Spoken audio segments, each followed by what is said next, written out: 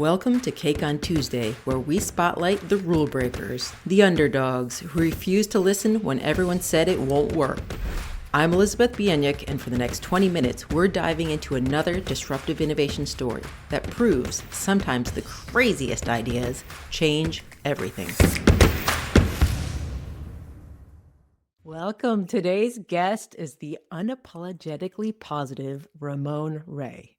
Ramon is a 5-time founder with 3 successful exits, small business ambassador for Bitdefender, and publisher of zoneofgenius.com. He's worked with tech giants like Microsoft, Dell, and Google. He's a sought-after keynote speaker who shared the stage with Deepak Chopra, Simon Sinek, Seth Godin, Gary Vaynerchuk, and a host of others. He's hosted over 200 USA Today episodes and interviewed leaders from President Obama to all 5 of the original Shark Tank investors. And in his spare time, he's authored 5 books, including his most recent, The Celebrity CEO, How Entrepreneurs Can Thrive by Building a Strong Personal Brand. But what he's most passionate about is helping small business owners realize, yes, you can grow your business and enjoy life while doing it. Ramon Ray, thank you for joining me for Cake. Hey, it's great to be here. Thanks for having me. I appreciate you. It's going to be an amazing episode. And Yay! I'm excited to dig in here. Okay, so there's so many questions I want to ask, but please first start off by telling us, I usually ask my guests, what sets your soul on fire? I feel like this is a perfect question for you. Ramon, what sets your soul on fire about what you do? Wow, that is a tough question, ironically, because we all use different terms, but sets my soul on fire. I guess what excites me, what I like to do is being on stage and transforming and entertaining people. That excites me. So I think anytime I can do that, it's a good day.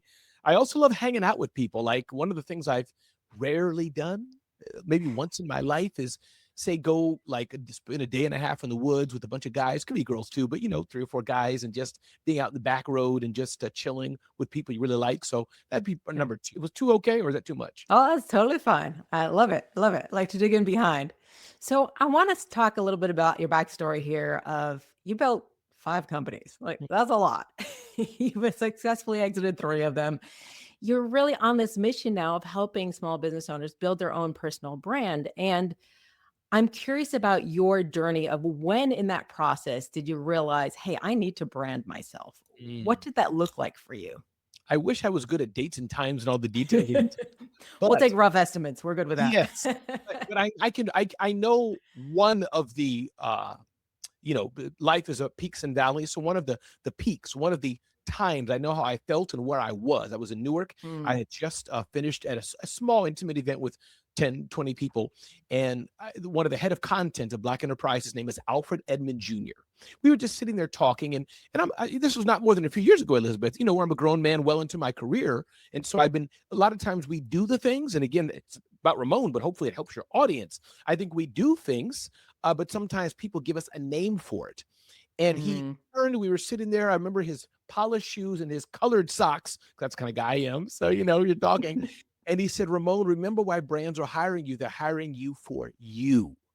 And that's when I like to think is that this kind of crystallized and catalyzed for me that everybody here, your listeners here and you, Elizabeth, we all have different expertises, and everybody can't be me. I can't be everybody. But I think that was the moment when he realized, Ramon, you can call the company what you want, this company, that company, all the things and tactics and feeds. But for what I'm doing, hence the personal branding, kind of like a Stephen Bartlett in a way, it boils down to Ramon Ray. So I realized that when I had this conversation, I think with Alfred Edmond Jr., when he kind of pointed why what I'm doing is working.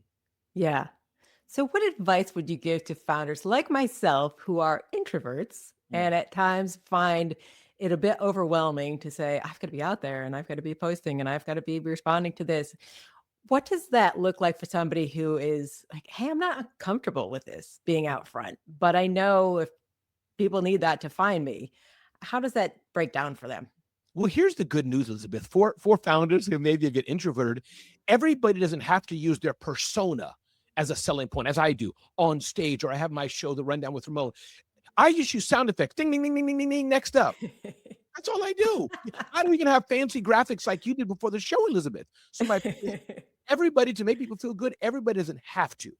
But here's what I'd say. I'll give a tip on using the personal brand, but I will encourage for some people, Elizabeth, it could be Facebook ads. Some people, it could be a team that creates amazing graphics. Some people, it could be infographics. Your face or voice is never seen. You could hire a whole content team. So there's many ways to leverage and build a brand and or build a great company to make money without honing in deep on one's personal brand.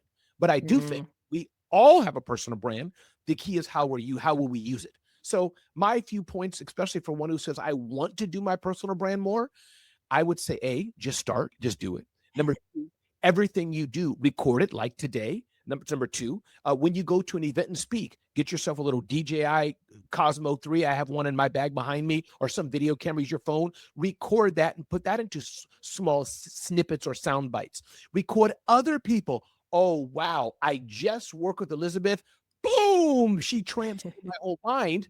That's an example there. Elizabeth was no mhm. down. Somebody else said it. So I think somebody else doing it, record what you're doing, splitting it up into short form comment, using the power of good imagery, infographics, things of that nature, and being out and about. I think those are a few things we can do to leverage the power of personal brand, being introverted or not.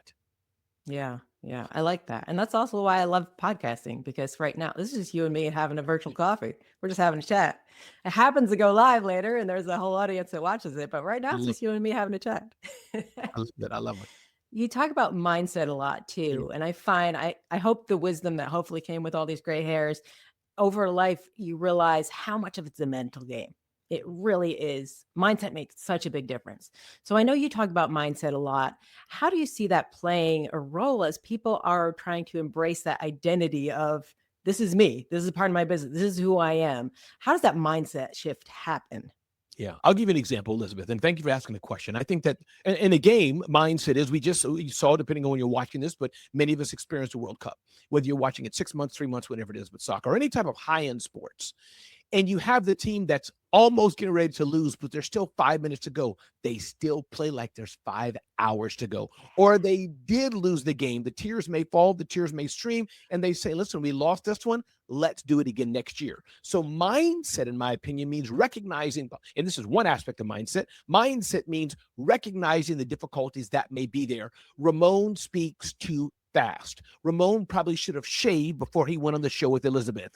Imperfections are there. It is what it is, but we still keep going forward, right? So it's really embracing the imperfections, embracing the part we don't like, and still performing.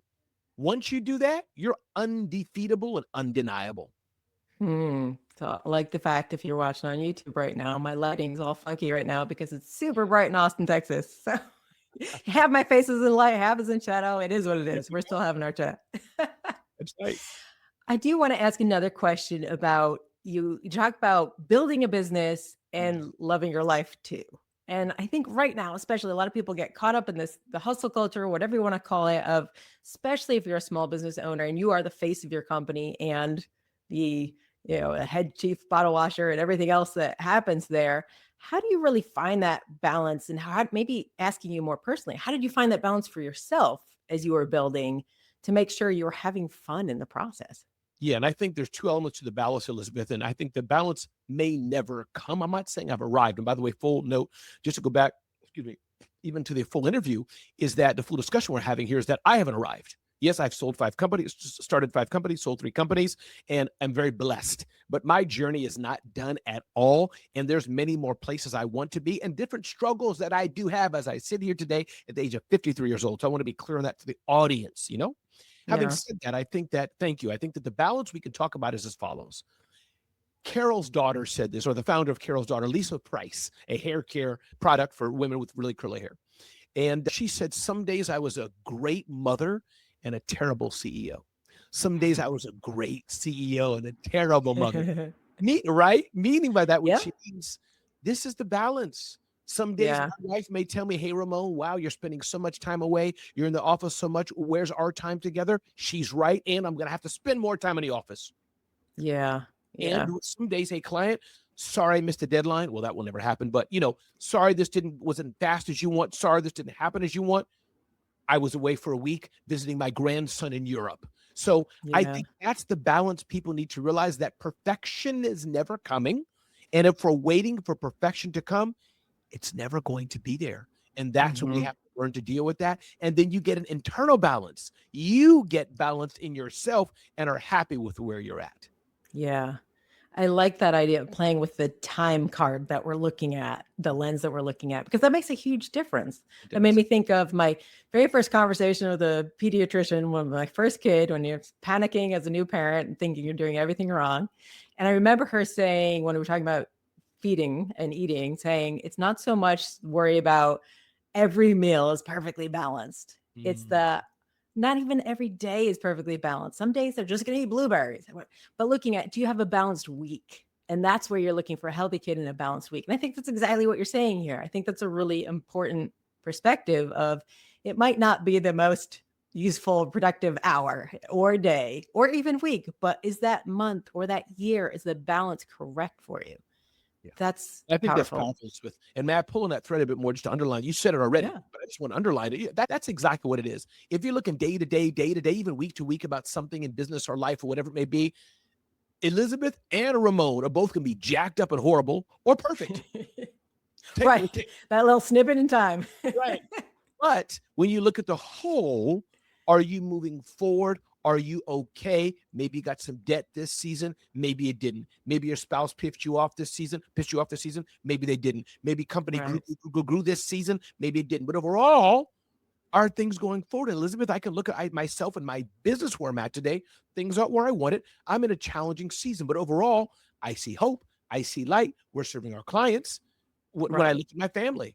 Oh man, I could have been more present here. Ooh, you know what? Got a new grandson. I got two new grandsons. In fact, I could have changed my attitude. Ooh, my relationship with my daughter. But you know what? When I look back 10 years, 5 years, 20 years, we're doing pretty good.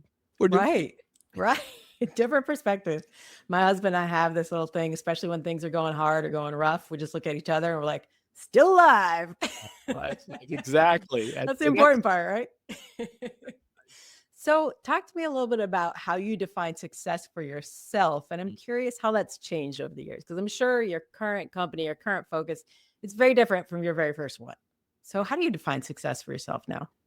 if it's for me, and again, those who are listening to it, this is personally for Ramon Ray. I don't think you can take Sure, this for sure. yourself. But I can talk about other people as well. But I think that for Ramon, I'm in a season looking for more consistent revenue or consistent revenue. I'm tired of the ups and downs of Mm. entrepreneurship and more of it. That's for me what success means to me. I wish it could say, Elizabeth, and the music begins to play, and it's to make more of an impact in the world. I wish it to say, you know, those 7 children in Zambia or Brooklyn or Austin, Texas, I want to be able to donate. Well, I'm sorry, that's not my success in this season. It's more Right. revenue, more of it. Having said that, yes, success Yes. is a measure of I'm here on Elizabeth with her show. I get to speak at an event. Some people say I just woke up in the morning. There's elements of that, but for Ramon, really, it's in this season at this time. And guess what, Elizabeth? When that success happens, I bet I'll have a new version of success. There you go. Well, it goes back to your earlier point of constantly growing and That's right. constantly learning. Hopefully, our version of success next year is not the same as it is this year. So, yeah. You do talk a ton too about having the right customer and understanding who that right fit is for you. I feel like this is going to tie into some of the things you're saying too, of really finding your lane and finding your groove, and it's not going to be the same for everybody. So how do you make sure that the person you're trying to reach out to is the right fit for you? Yeah. Elizabeth, let's play a game. I'd like you to ask me, hey, Ramon, I'd like a large lemonade with a lot of ice. Ask me that. Okay, Ramon, I like a large lemonade, lots of ice. Thank you so much. One, we don't have ice. Two, we don't sell lemonade and we don't have any large cups. We sell small espresso. So, meaning that was a silly game. But the point I'm trying to make, Elizabeth, we sell Not the right fit. we sell espresso to people who love espresso in small cups. Would you like that? If not, go partner behind there. And what I'm trying to say on this aspect of customer is you really got to know what you do best, and who you serve best. And again, in Yeah. seasons of when you have need, whatever, you accept money from different places and different clients. But the best thing to know is what do you do best? For Ramon, it's as far as a Mhm. speaker and host. Usually, it's a large event with 500 or more people. Usually they have a large stage, 2 or 3 video cameras, lights. It's usually at a hotel or a convention center or resort. Oftentimes it's in Orlando or somewhere in Florida, Orlando, Daytona, somewhere, or Las Vegas, but an event place, Gaylord Hotel. That's the perfect event that can pay Ramon 25,000. You didn't ask for it that way, but I'm just giving the audience that clarity. Do I get that all the time? If I did, I would have bought your podcast, your show. So I get it all the time. But the point is, that's the clarity. Anybody else, you didn't decide what you want to do it. So my point is, as we're looking for the clarity of the customers we want, who do I want to work with? As you ask one of the first questions, who excites me and Right. what do we do? What service do we deliver? Matching that together, now you have the perfect fit customer and solution and person who can provide it. And how did that come about for you? Was it you had a chance to speak to a crowd and realize, yes, this is it? Was it a slow evolution? How did that come about? Yeah, it's been the last 20 plus years. I've pretty much overall served B2B customers in the tech field, for the past even 20 years. Hence, I'm over indexed to the Microsoft and Gustos and GoToMeetings and Xeroxes and Zohos and Bitdefenders of the world, over index, right? That's just been where I've fallen. And as Seth Godin talks about in one of his blog posts, famous to the cousin or famous to your cousin, where he mentioned me, this is being a big fish in a small pond. I could do a lot of things Mm, to a lot of people, but I've honed in the market I'm in is really that B2B brand space as a speaker and other things. But generally speaking, it's that niche of a market. So yeah, that's for me, that's how it happened. And those listening, just to explain how it can happen to you, I would think, and this goes for anything, you're in lawn care and your specialization of dealing with small homes for the underserved market who don't have a lot of money, but they want their lawns cared. I'm using that weird example. Great. Go find more and more. Then maybe for you, you're getting a grant. Maybe for you, you're finding out, does the city subsidize lawn care, if you get what I mean? Because yeah. I can play this game anywhere. Or Right. it's lawn care for people who have houses like Elizabeth, big houses. She has to get a golf cart when she parks her car and go to her house. Her house and property are so big. She has to ride a horse through her living room. I don't know if that's the case. I just made this up, people. But the point is, you may have another demographic, big houses with big lawns, very wealthy. Find people like that. So my point is, for me, it was found more or less by accidentish, and so I stayed in that lane and kept honing and honing and honing. And then when you're in that lane, Mm, talk to each other. Oh, he helped this kind of people. I'm like that. Maybe he can help me got it. too. So that's how it was for me. But I think for anybody who's starting their journey, who do you want? And be willing to change and evolve it. For those who are mature in business, you're already in there. Keep honing and honing, honing and honing. So between the balance of finding your niche, finding your lane, but also constantly learning and constantly exploring, what are you most excited about next? Yeah, probably a few things. One, I always excited about when I can make an impact to make the better place. That excites me. Really, it does not in a corny way, but I love it. But we have a new brand, a new event series called Genius Talks Mastermind. It's new. It's scary. It's not perfect. I'm losing money on it, and it excites me because we'll see where it goes. I just like Right. it. Being in the messy, not messy middle, messy beginning. So Genius Talks Mastermind, that's exciting me. And really, Elizabeth, to figure out, I'm at the age of 53 years old, done some really cool things, but I'm in a season exploring really who is Ramon? How do I want to show up? And who is Ramon Ray? And third thing I must say, relationships like this. Being on this show with you, Elizabeth, being able to work with your team who I've seen before. What a beautiful, that means I'm in the right place. That means Hmm. that means I'm in the right pond. So Elizabeth, just working with you here today, I want to explore. I don't want to do what Elizabeth is doing, but man, how can I add value to her world? How can she add value to me? And we both grow together. Woo! Now we're cooking. So this might be a simplistic question, but you mentioned you work a lot in the B2B and tech sector as well. I am a firm believer that relationships are what makes the world go round. And Yes. the more tech savvy we get, the more important I think relationships are. How do you see that play out in your field? Relationships are everything. And using just one tactical example, I have in my phone something called the Dream 100 list. It's borrowed from Chet Holmes, whose daughter Amanda Holmes leads a sales and marketing company. And my list is more like 150, but it's Dream 100 list of people I don't want to forget and I want to stay in touch with. That's an example. It's really about the relationships. You can talk about all the big companies, small companies, all the brands that people are doing, what they're not doing. End of the day, it's about relationships.